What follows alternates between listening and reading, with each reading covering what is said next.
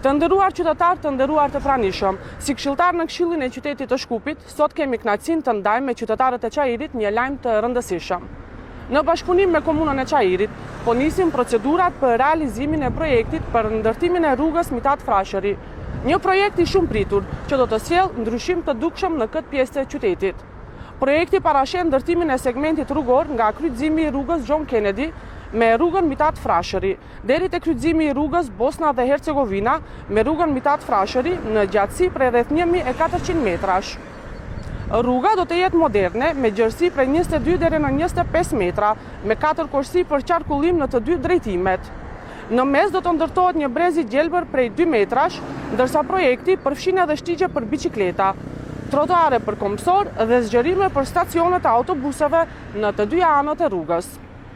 Ky projekt është një hap konkret drejt më shumë rregulli në komunikacion, lëvizshmëri dhe siguri për qytetarët e Çajirit.